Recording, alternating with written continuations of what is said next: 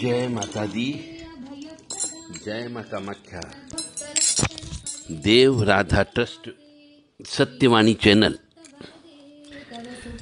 गुरुर् ब्रह्मा गुरुर्विष्णु गुरुदेवो महेश्वरा, गुरु साक्षात परम ब्रह्म तस्मै श्री गुरुवे नमः।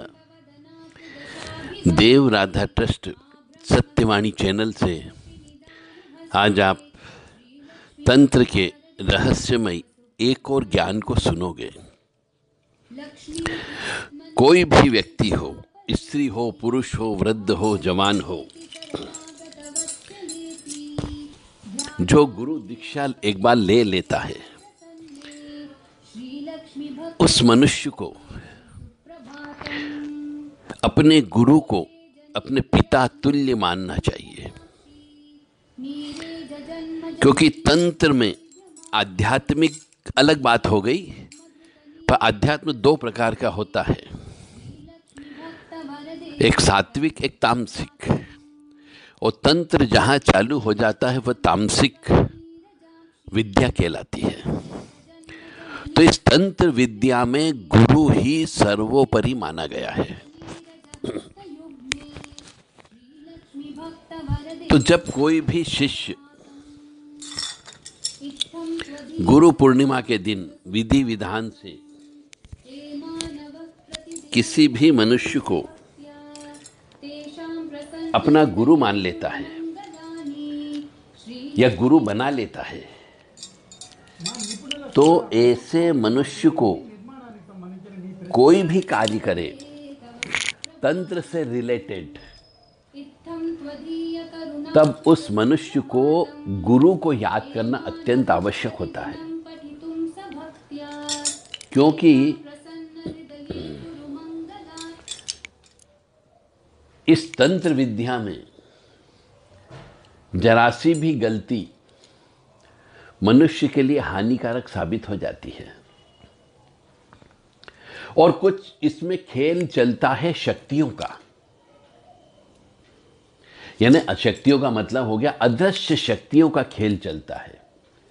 इस अदृश्य शक्ति में जितनी भी सिद्ध आत्माएं होती है, पवित्र आत्मा होती है, शक्तिशाली आत्माएं होती है, उन आत्माओं के माध्यम से उन आत्माओं को प्रसन्न करके तंत्र विद्या का कार्य संपन्न किया जाता है।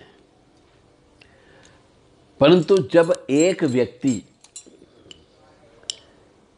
किसी गुरु को बना लिया जाता है, यानी एक मनुष्य के द्वारा जब कोई गुरु बना लिया जाता है, तांत्रिक गुरु विशेष तौर से तंत्र विद्या का काम करने के लिए या फिर स्वयं की रक्षा के लिए भी,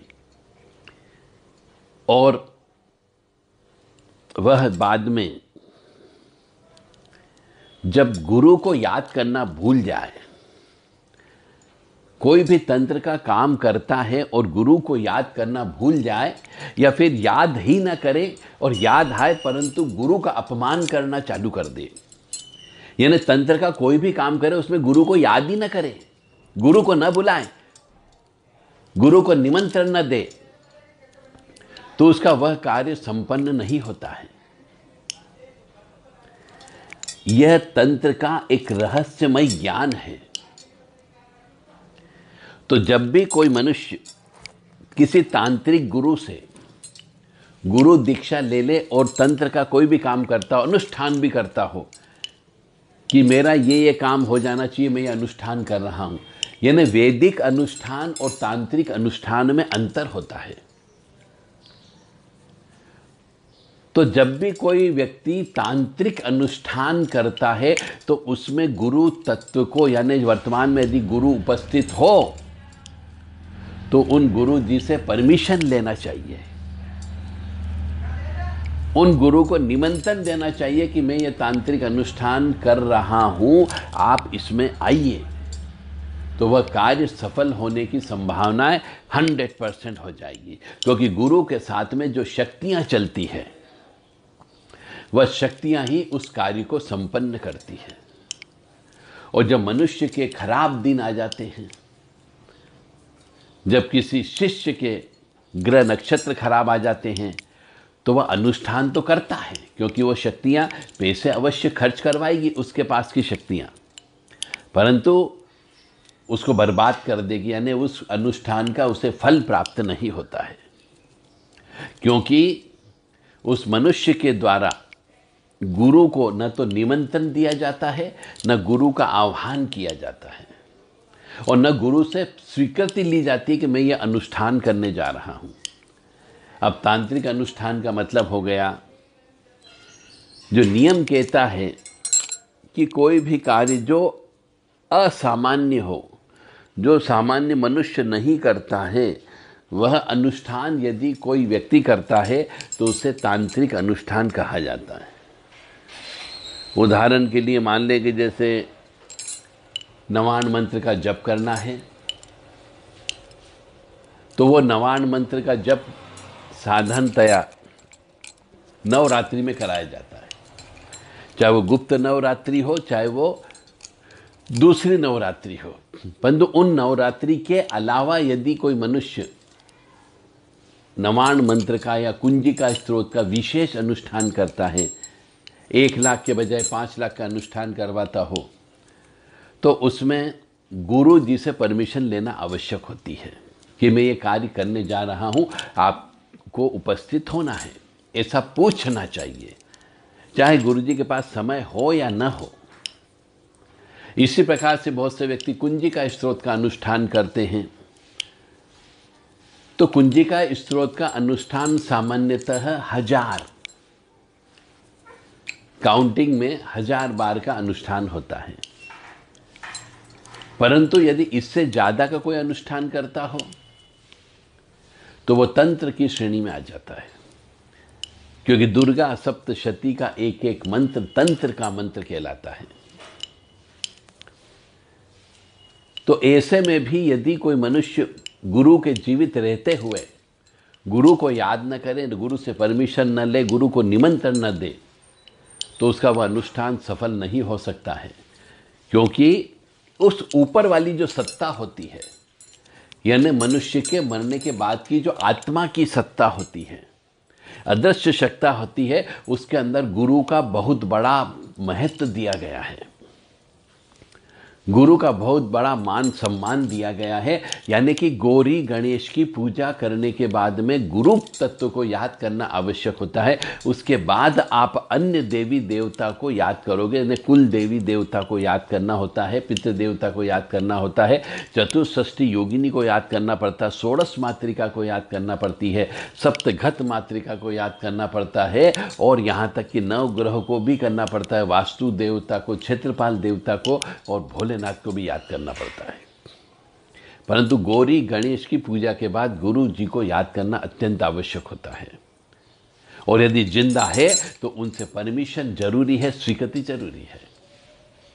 परंतु आजकल के जो मनुष्य हैं, जैसा कि देखने में आया है कि वो तांत्रिक अनुष्ठान करते हैं, विशेष अनुष्ठान करते हैं, गुरु के जिंदा होते हुए भी गुरु जी से परमिशन नहीं लेते हैं, और नहीं गुरु को आह्वान करते, नहीं गुरु को निमंत्रण भेजते हैं कि मैं ये अनुष्ठान करने जा रहा हूँ, आपकी स्वीकृति चाहिए या फिर आपकी उपस्थिति चाहिए। अगर ऐसा पूछते हैं तो वो अनुष्ठान सफल होगा, अन्यथा नहीं होगा। अब वो चाहे कितना ही अनुष्ठान कर ले, कितना ही पापड़ बेल ले, कितने ही पंडितों के माध्यम से या खुद उसमें झोंक जाए, करोड़ों जप कर ले, कोई फर्क नहीं पड़ेगा। इसलिए फिर मनुष्य कहता कि साहब मेरे को तो, मैंने इतने अनुष्ठान कर लिए, कोई फर्क नहीं पड़ा, मैंने इतने जप कर लिए, भगवती की कृपा प्राप्त नहीं हुई। कोई कहता मैंने 10 लाख कर लिए, कोई कहता 20 लाख कर लिए। तो इसलिए उनका वो अनुष्ठान असफल हो जाता है। तो कोई भी मनुष्य हो, जिन जिन मनुष्यों ने गुरु जी से दीक्षा ले रखी है, विधिवत गुरु बनाया हुआ है तांत्रिक कार्यों के लिए, अपने जीवन में आप चाहें तो 10 गुरु बना लो, 5 गुरु बना लो, कोई प्रतिबंध नहीं है। हर अलग अलग कार्य के लिए अलग अलग गुरु बनाने का विधान है। परंतु यदि आपने तांत्रिक कार्य के लिए किसी को गुरु बना लिया है, तो फिर जितने भी आपने तांत्रिक कार्य के लिए जितने भी गुरु बनाए हैं, तांत्रिक गुरु, उन सब से परमिशन लेना अत्यंत आवश्यक होगी। और जो मनुष्य गुरु के साथ धोखा करता हो, गुरु के साथ वचन को तोड़ता हो, गुरु को दिए गए वचन का भंग करता हो, तो ऐसे मनुष्य का केतु, चंद्र, शनि और सूर्य, ये 4 ग्रह खराब हो जाते हैं, क्योंकि इन चारों ग्रह का संबंध गुरु से होता है। समझने वालों के लिए इशारा काफी है। मैं बार बार इसीलिए समझाता हूं कि यदि गुरु बनाओ तो बहुत सोच समझ करके बनाओ और फिर उसके नियम कानून का पालन करो। जैसे कि आप किसी मंदिर के अंदर मूर्ति की प्राण प्रतिष्ठा कर रहे हो और विशेष तौर से काली माँ और भैरव जी की प्राण प्रतिष्ठा कर रहे हो, तो गुरु जी को उपस्थित होना अत्यंत आवश्यक है। जो गुरु की स्वीकृति होना चाहिए। यदि आप दुर्गा सप्तशती का कोई यज्ञ कर रहे हो, विशेष अनुष्ठान कर रहे हो, साधारण के अलावा, यानी कि रोज 1 हवन करना है, साधारण चीज होगी, परंतु यदि 1 से अधिक हवन करने का कोई अनुष्ठान कर रहे हो, यानी 50 बार हवन करने का अनुष्ठान कर रहे हो सप्तशती का, या 21 बार का हवन अनुष्ठान कर रहे हो, या 100 बार सप्तशती का हवन करने का अनुष्ठान कर रहे हो, और वो भी 2, 4, 5 दिन में या फिर 9 दिन में, तो भी गुरु की उपस्थिति आवश्यक है। क्योंकि उस हवन से, उस अनुष्ठान से ने 100 सप्तशती का हवन करना या 50 सप्तशती का हवन करना हर किसी के बूते की बात नहीं है। और उससे जो ऊर्जा उत्पन्न होगी, उस ऊर्जा को वो शिष्य सहन नहीं कर सकता, ये मान करके चले। तो ऐसे मनुष्य को गुरु का अपमान यदि वो करता है, तो वो चाहे कितने ही अनुष्ठान कर ले, उसका कुछ भी फर्क नहीं पड़ेगा।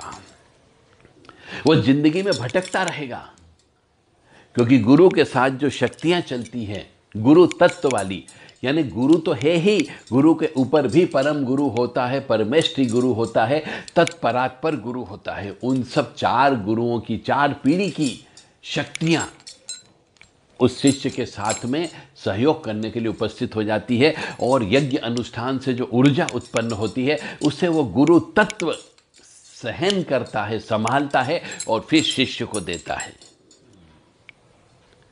परंतु यदि शिष्य ये समझ ले कि मैं खुद गुरु बन गया, और गुरु के जीवित होते हुए यदि उनको नहीं बुलाता है, उनको निमंत्रण नहीं देता है, तो मान करके चलें उसकी उल्टी गिनती प्रारंभ हो गई है।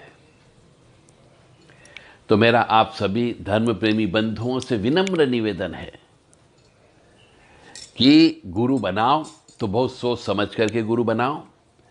चाहे लड़की की शादी हो रही हो, चाहे लड़के की शादी हो रही हो, चाहे मकान का उद्घाटन हो रहा हो या व्यवसाय का उद्घाटन आप कर रहे हैं, यानी कोई भी ऐसा बड़ा कार्यक्रम कर रहे हो, तो जैसे हम अपने पिताजी को याद करते हैं, माताजी को याद करते हैं, वैसे ही पितरों को भी और गुरुओं को भी याद करना अत्यंत आवश्यक होता है। और यदि जीवित है तो उन तक निमंत्रण भी देना आपको पड़ेगा। नहीं देते हो तो भी आपके जीवन में कष्ट की प्राप्ति अवश्य होगी, न वो कार्य सफल नहीं होगा।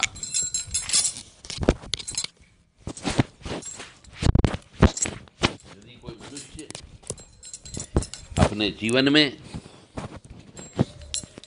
इस प्रकार की कोई हरकत करता है, तो शायद वो सफल नहीं हो पाएगा। मानो या न मानो, ये पूर्णतः सत्य है।